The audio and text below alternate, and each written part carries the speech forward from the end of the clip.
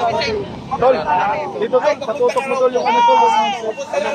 Nakakapag-live din ako. Oh, sige. Sino lang nakapunta? Akin na may tupon. Ayan mga kabisdak, narito na po si Attorney Harry Roque. Uwi mo na. Galing pa ho ito sa Kangaroo Court. Kangaroo Court.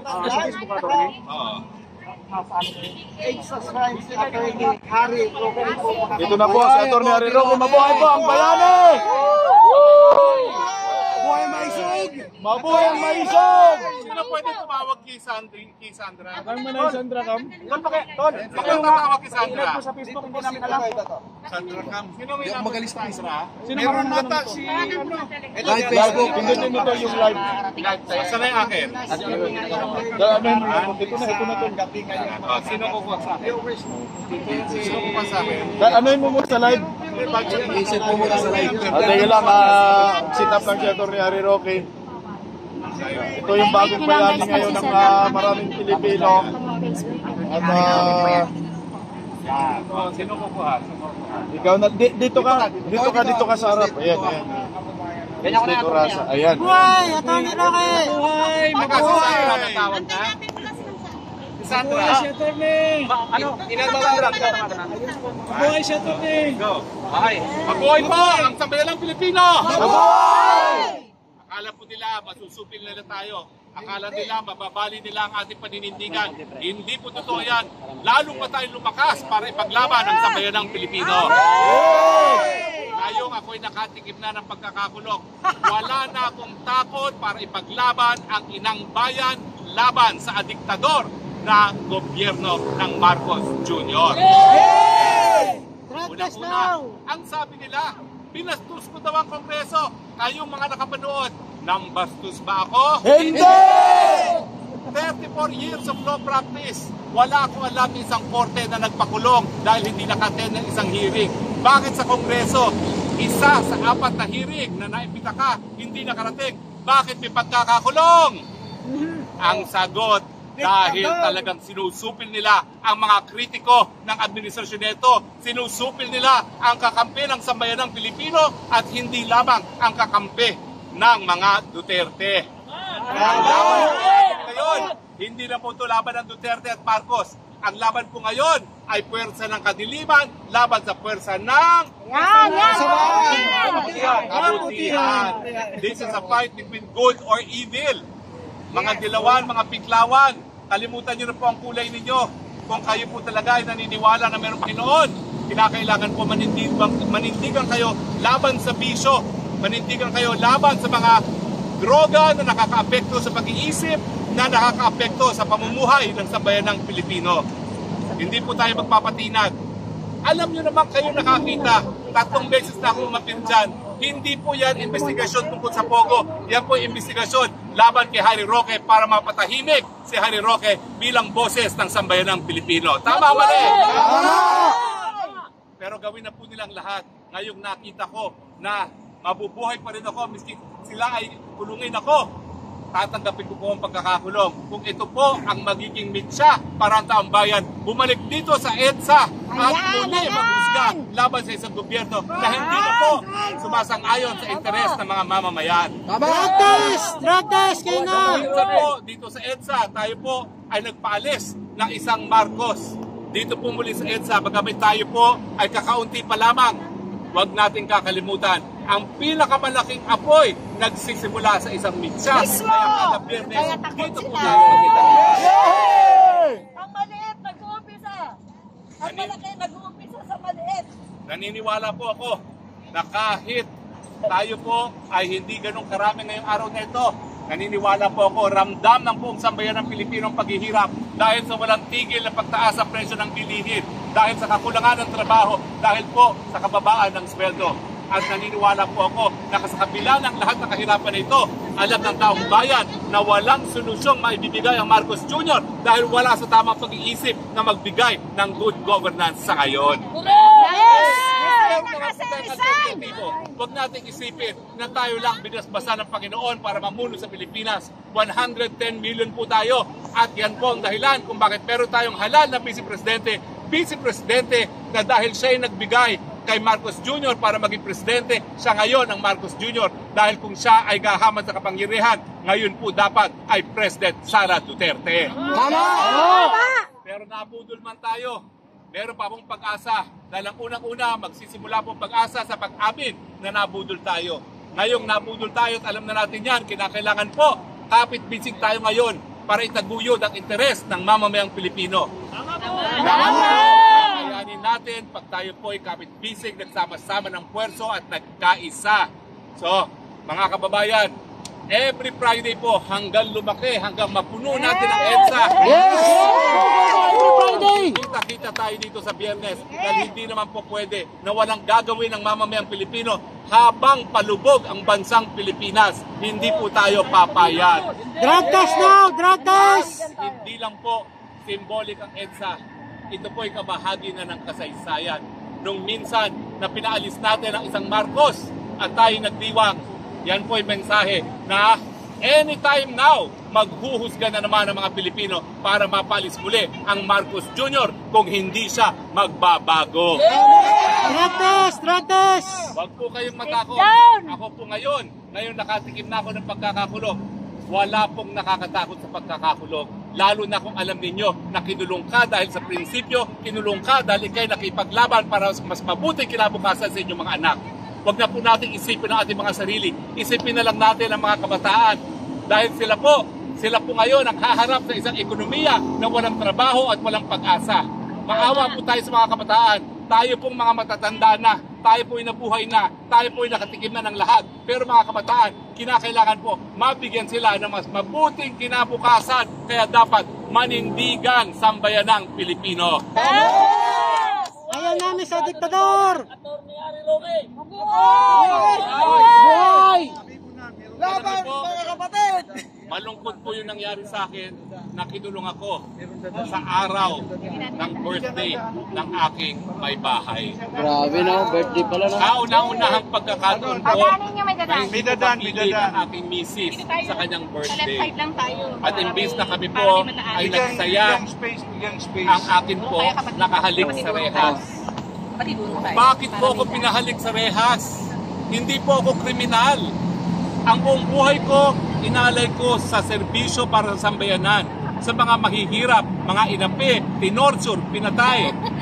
Buong buhay ko, ako po'y nagturo nang magkaroon tayo mga responsable, mga abogado na magsisilbi sa bayan at hindi tuturing na negosyo ang abogasya. Ang buong buhay ko po, inalay ko para sa malayang pananalita dahil naniniwala po ako na sa isang demokrasya, importante ang malayang pananalita dahil pag pinagsama-samang panindigan, yan po ang talagang magsisilbing fiscalizer laban sa mapang-api at mapang-abusong gobyerno gaya ng gobyerno ni Marcos Jr. Bakit ako tinarato na kriminal? Kriminal ba na magsilbi sa bayan? Kriminal ba na magturo sa kabataan? Kriminal ba na magsabi ng katotohanan at itaguyod ang katotohanan? Mga kababayan, pero masasabi ko sa inyo, malungkot man na nawalay ako sa piling ng aking may bahay sa kanyang kaarawan. Malungkot man na ako po'y nawala ng kalayaan ng 24 oras. Lalo pong nagliyab ang apoy sa aking dibdiban na kinakailangan ipaglaban ang Pilipino. Buhay Pilipino! Buhay Pilipino! At kahit anong kulay natin, pula, dilaw, pink, huwag natin kalimutan na ang dami ng nag-alay ng buhay para sa sambayan ng Pilipino. Ano ba naman yun na magkaroon pa ng isang buhay i-alay para sa kinabukasan ng ating mga kabataan? So ang aking panawagan sa mga mapang-api sa gobyerno ni Marcos Jr., miski patayin niyo po ang Harry Roque, hanggang sa huling hininga, ipaglalaban niya ang karapatan ng mamamayang Pilipino, ipaglalaban niya ang kinabukasan ng kabataang Pilipino dahil dalawa pong anak ko na magsisimula pa lang ng kanilang buhay at kinakailangan magkaroon sila ng mabuting kinabukasan.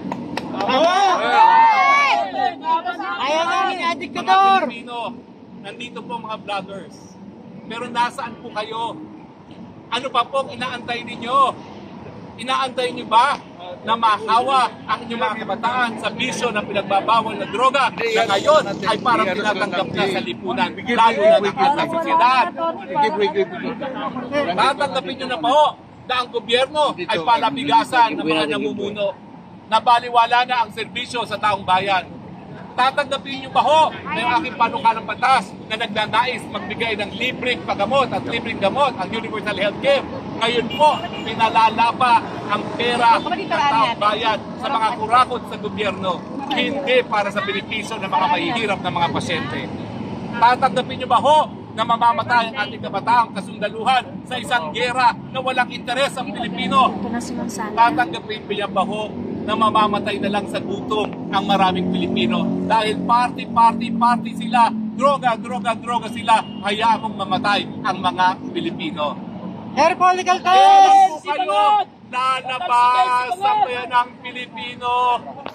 Hindi po ako naniniwala na wala kayong pakialam sa kinabukasan ng kabataan. Alam ko po, nagmamahal kayo. Tuwing Biyernes po narito tayo. Pipigilan nila tayo. Yan po talaga ang gawain na diktadoryang gobyerno. Pero tayo po maninindigan dahil sang-ayon sa batas, sa saligang batas, tayong mga Pilipino, tayong mamamayan, tayo ang may-ari ng EDSA para iparating ang ating disgusto laban sa isang gobyerno na nalulang na sa pinagbabawal na droga. Ayun! Bangag! Marami pa pong Biyernes na darating, mga kababayan. Halina po kayo, lumabas na tayo muli dahil po hindi po tayo maninindigan. Baka lahat na po ng kabataan malulung na rin sa pinagbabawal na droga. Dahil ngayon po, bagamat alam na natin na lahat na may bisyo ang presidente, kung hindi tayo maninindigan ang mensahe, okay lang pala maging bangag. Kaya magiging bangag, huwag po kayong pumayag. Kinakailangan manindigan at ipaglaban ang kinabukasan ng Pilipinas. So mga kababayan, tuwing Biyernes po, naririto kami hanggang mapuno natin muli ang EDSA at mabawi muna natin muli ang kapangyarihan mula sa kamay ng diktatura, maibalik sa kamay ng sambayanang Pilipino. Tama! Alam ko po, hindi mangyayari yan ng isang gabi lamang. Alam ko po, maraming mag-alinlangan, maraming natatakot, maraming nagmumuni-muni kung ano pang dapat na gawin. Pero ngayon po, tama, may teknolohiya na. Nakikita nyo ako, mas maraming nakakakita ngayon dito sa ating mga sinasabi kaysa mga naririnig sa EDSA. Pero hindi po sapat na manood sa social media. Kailangan manindigan, kailangan lumabas, kailangan tumayo dito sa EDSA at magsabi, tama na! Sobra na! Tama na! Sobra na! Tama na! Sobra na! Alisin ang bangag sa Malacanang! Alisin! Alisin! Ang bangag sa Malacanang! Alisin! Alisin ang bangag sa Malacanang! Alam ko po, maraming nalulungkot sa inyo. Dahil tayo po ay nabudol. Tama po. Nabudol din po ako. Sumakit pa ako sa kanyang entablado at nagsabi, Marcos Duterte, Unity. Mali po ay dahil tayo ay tao lamang. Malay ba natin nalulustayin ng Marcos Jr. ang pagkakataon na ituwid ang imahe ng kanyang pangalan? Malay ba natin na talagang siya ay merong bisyo na nagre-resulta sa kakulangan ng tamang pag-iisip para masolusyonan ang mga problema ng bayan? Hindi po natin alam yan. So matapos tayong malungkot at tayo nabudol, kinakailangan bumangon muli, alisin ang putik dahil sa ating pagharapa at lumaban muli dahil kung hindi tayo makakausad, hindi tayo makakarating sa nais nating patunguhan ang Pilipinas na malakas, masigla, masaya at mayaman, taas noo lahat ng Pilipino. Mabuhay Pilipinas! Mabuhay Pilipinas! Pero bagaman tayo po ngayon ay narito lang sa tawag pa rito? Footbridge. Bridge at overpass. Ito, pinagbabawal po Bawal doon. man tayo. Pag marami na po tayo, Hindi na nakaya hindi yan. po tayo po pwedeng pagbawalan. Yeah! Tayo Correct! ang may-ari ng mga kalye, lalong-lalo na ang EDSA. Yan, tama. Hindi nila po pwedeng ipatungkain ang EDSA sa atin. Dahil ang EDSA, dito po nangyari ang kagupit ng taong bayan laban sa mga mapang-api at mapaglabis na gobyerno. Katulad ngayon, sir.